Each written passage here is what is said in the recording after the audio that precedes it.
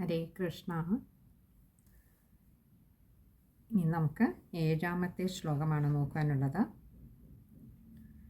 മാത്രാ ച നേത്ര സലിലാസ്തൃതഗാത്രവല്യ സ്തോത്രൈരഭിഷ്ടുതഗുണ കരുണാലയസ്ത്വം പ്രാചീന ജന്മയുഗളം പ്രതിബോധ്യതാഭ്യാം മാതുർഗിരാദധിതമാനുഷബാലവേഷം. നമ്മൾ കഴിഞ്ഞ 2 ശ്ലോകങ്ങളിലായിട്ട് കണ്ടത് അച്ഛനായ വസുദേവരുടെ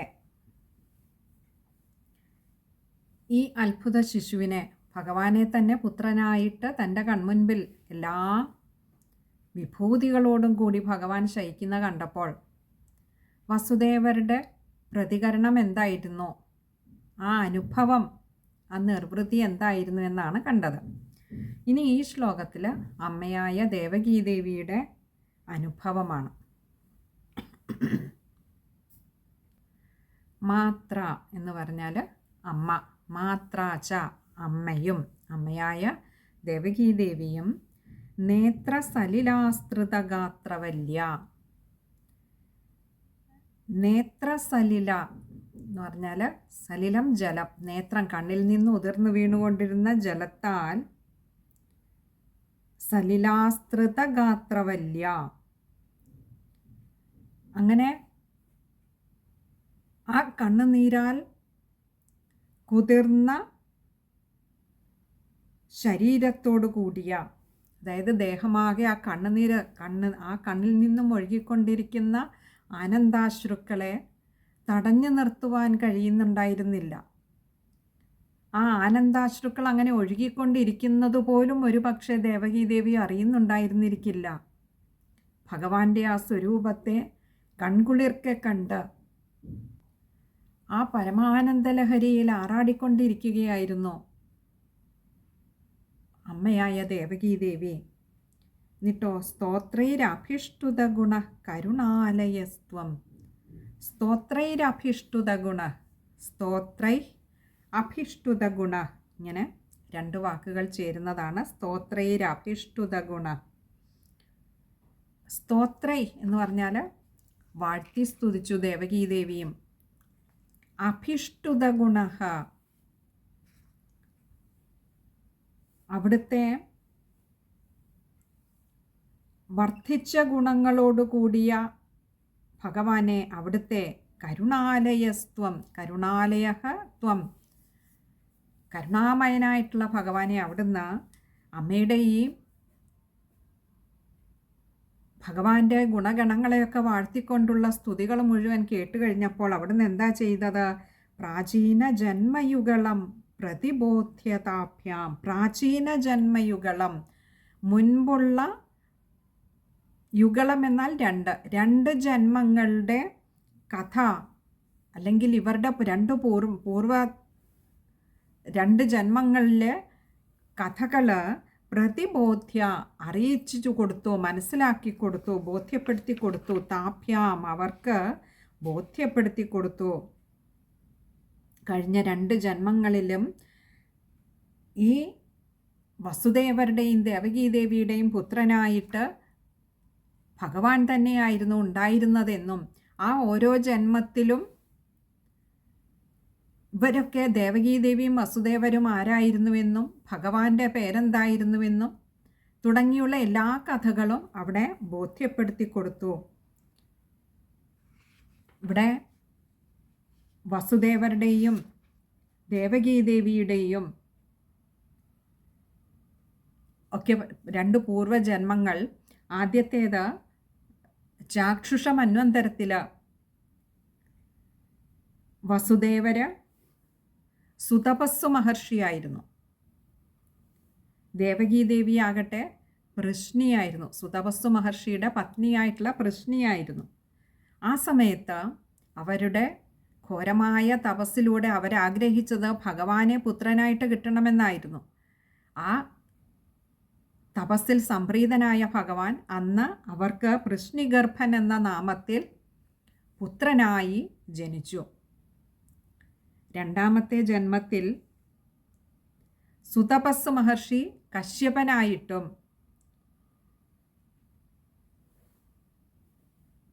അതുപോലെ വൃഷ്ണി അദിതി ദേവിയായിട്ടും ജന്മമെടുത്തു. അങ്ങനെ കശ്യപ മഹർഷിയുടെയും അദിതി ദേവിയുടെയും പുത്രനായിട്ട് ഭഗവാൻ വാമനാവതാരം കൈക്കൊണ്ടു. അതിനുശേഷമുള്ള മൂന്നാമത്തെ ജന്മമാണ്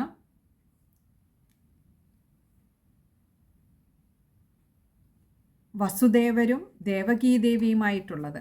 ഈ മൂന്നാമത്തെ ജന്മത്തിലും ഭഗവാൻ തന്നെ പുത്രനായിട്ട്, അത് സാക്ഷാൽ ഭഗവാൻ പൂർണ്ണാവതാരമായിട്ട് അവരുടെ ഭക്തിയിൽ സംപ്രീതനായി ഭഗവാൻ അവതരിച്ചു. അങ്ങനെയുള്ള ഈ ചരിതമൊക്കെ അമ്മയുടെ സ്തുതി മുഴുവൻ കേട്ടുകഴിഞ്ഞപ്പോൾ ദേവകീദേവിക്ക് ഭഗവാൻ പറഞ്ഞുകൊടുത്തു. ആ സമയത്ത് ദേവകീദേവിയും വസുദേവരുമൊക്കെ അത്യധികം അത്ഭുത സ്തബ്ധരായി നിൽക്കുകയാണ്. തങ്ങൾക്ക് പോയ 2 ജന്മങ്ങളിലും ഈ ഭഗവാൻ തന്നെയോ പുത്രനായി വന്നത്? അവർക്ക് കേട്ടതൊന്നും വിശ്വസിക്കാനാവുന്നില്ല. ഹൃദയവും കൂടി നിറഞ്ഞു കവിഞ്ഞൊഴുകുന്ന ഒരവസ്ഥ. എന്നിരുന്നാലും പെട്ടെന്നൊരു നിമിഷം ആ ദേവകീദേവിക്ക് കംസനെക്കുറിച്ചുള്ള സ്മരണയുണ്ടായി.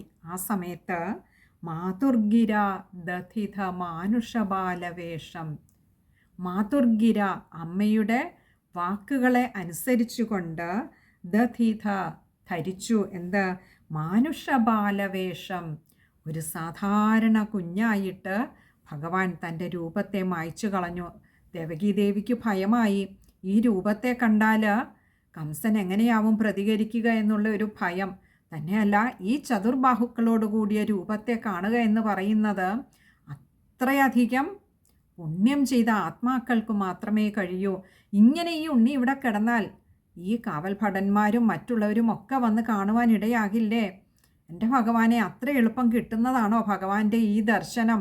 ഇതൊക്കെ ധരിച്ച് പിന്നെ കംസനോടുള്ള ഭയം, ഇതൊക്കെയാണ് ദേവകീദേവിക്ക് ഭഗവാനോട് അങ്ങനെ ഒരു അപേക്ഷ. ഈ രൂപത്തെ മായ്ച്ചു തരയണമേ, സാധാരണ ഞങ്ങൾക്കൊരു പുത്രഭാവത്തിലേക്ക് അങ്ങ് മാറണമേ എന്നുള്ള അപേക്ഷ സ്വീകരിച്ചുകൊണ്ട് ചതുർബാഹുക്കളെയൊക്കെ മാറ്റി വിഭൂതികളെയൊക്കെ മറച്ചു ഭഗവാൻ 2 കൈയും 2 കാലുമുള്ള ഒരു സാധാരണ മനുഷ്യക്കുഞ്ഞായിട്ട് അവിടെ മാറുകയും ചെയ്തു. ഇനി നമുക്ക് ആ ശ്ലോകം ഒന്നുകൂടി നോക്കാം. മാത്രാച നേത്ര സലിലാസ്തൃതഗാത്രവല്യ സ്തോത്രൈരഭിഷ്ടുതഗുണഃ കരുണാലയസ്ത്വം പ്രാചീനജന്മയുഗളം പ്രതിബോധ്യതാഭ്യാം മാതുർഗിരാദധിതമാനുഷബാലവേഷം. ശ്ലോകം വായിക്കുമ്പോൾ ശ്രദ്ധിക്കേണ്ട കാര്യങ്ങൾ: നേത്രസലിലാസ്തൃതഗാത്രവല്യ, അത് കഴിയുന്നതും ചേർത്ത് വായിക്കുക. അതുപോലെ സ്തോത്രൈരഭിഷ്ടുതഗുണ, അവിടെയും ചേർത്ത് വായിക്കണം. വിസർഗമുണ്ട്, പകുതി ഹകാരത്തിൽ വായിക്കുക. ബാക്കിയൊക്കെ പിന്നെ മാതുർഗിര, ഗ കൂട്ടക്ഷരമാണ്, അതും വായിക്കുമ്പോൾ ഒന്ന് ശ്രദ്ധിക്കുക. ബാക്കിയൊക്കെ എളുപ്പമുള്ള വാക്കുകളാണ് അതിലുള്ളത്. ഇനി അടുത്തത് 8ാമത്തെ ശ്ലോകമാണ്.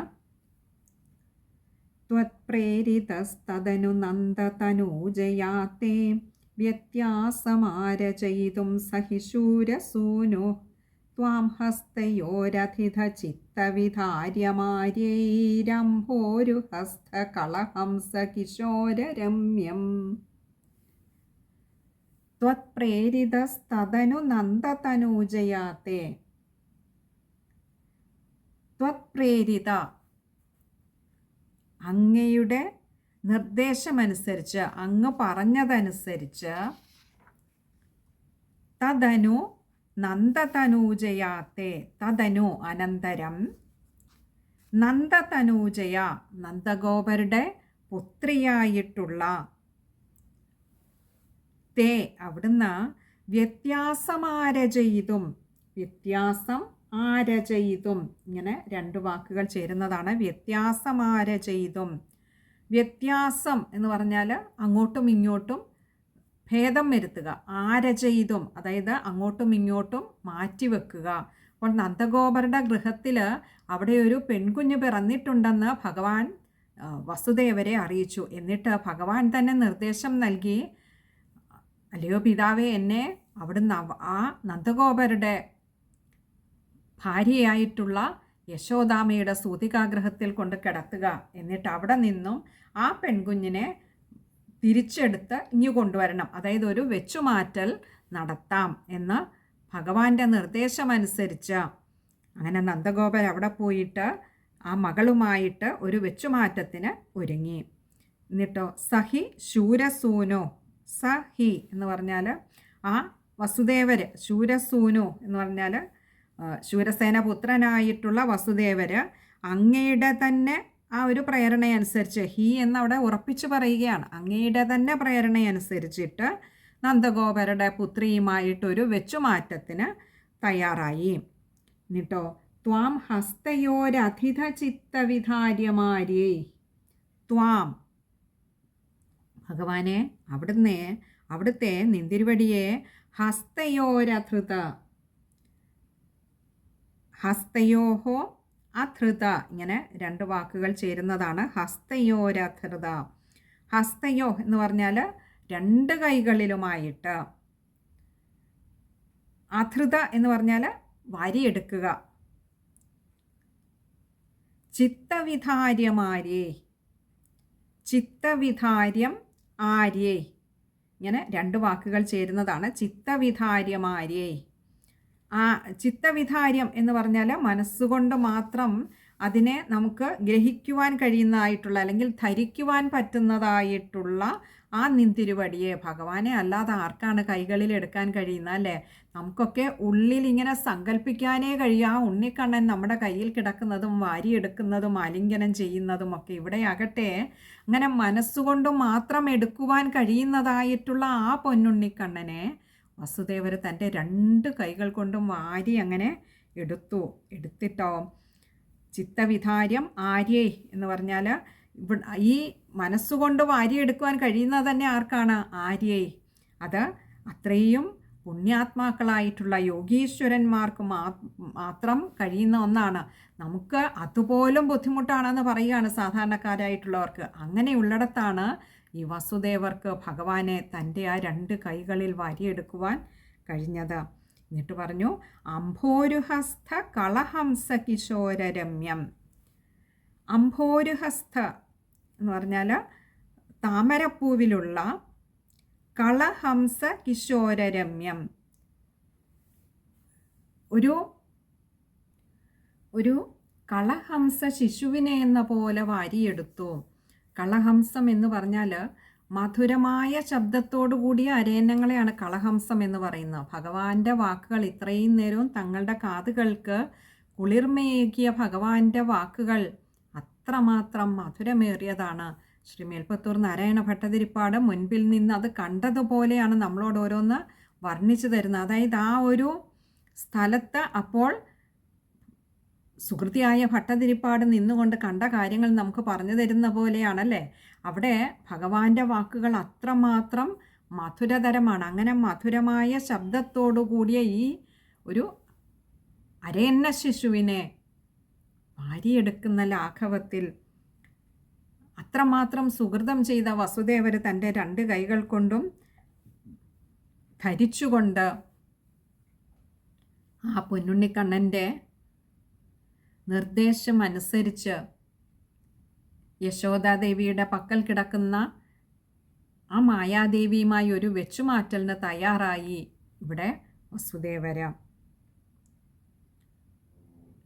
ഭഗവാനെ സദാ ചിത്തത്തിൽ വാരി എടുത്ത് താലോലിച്ച് ചിത്തത്തിനുള്ളിൽ പ്രതിഷ്ഠിച്ചു കൊണ്ടു നടക്കുന്ന ആര്യന്മാർക്ക് പോലും, ശ്രേഷ്ഠരായിട്ടുള്ള യോഗികൾക്ക് പോലും സാധ്യമല്ലാത്ത കാര്യമാണ് ഉണ്ണിയെ തങ്ങളുടെ കൈകൾ കൊണ്ടൊന്ന് വാരിയെടുക്കുക എന്നുള്ളത്. ആ ഭഗവാൻ ഇവിടെ വസുദേവർക്കും യശോദാദേവിക്കും കൊടുത്ത ഒരു ഭാഗ്യം, ഉണ്ണിയായി മുൻപിൽ വന്ന് കിടന്നു കൊടുക്കുക, തൻ്റെ രണ്ട് കൈകൾ കൊണ്ട് വാരിയെടുക്കാൻ കഴിയുക, എല്ലാ വിഭൂതികളോടും കൂടിയിട്ടും പല രൂപത്തിൽ കാണാൻ കഴിയുക. അത്യന്തം സുഹൃതം ചെയ്ത ആത്മാക്കൾ തന്നെയാണ് അവർ രണ്ടുപേരും. ഇനി നമുക്ക് ആ ശ്ലോകം ഒന്നുകൂടി നോക്കാം. പ്രേരിതസ്തനു നന്ദതനൂജയാത്തെ വ്യത്യാസമാരചയിതും സഹിശൂരസൂനു ത്വാം ഹസ്തയോരധൃതചിത്തവിധാര്യമാര്യൈർ അംഭോരു അവിടെ സമസ്തപദമാണ്. ത്വാം ഹസ്തയോരധിതചിത്തവിധാര്യമാര്യൈരംഭോരു ഹസ്തകളഹംസ കിശോരരമ്യം. ശ്ലോകം വായിക്കുമ്പോൾ ശ്രദ്ധിക്കേണ്ട കാര്യങ്ങൾ: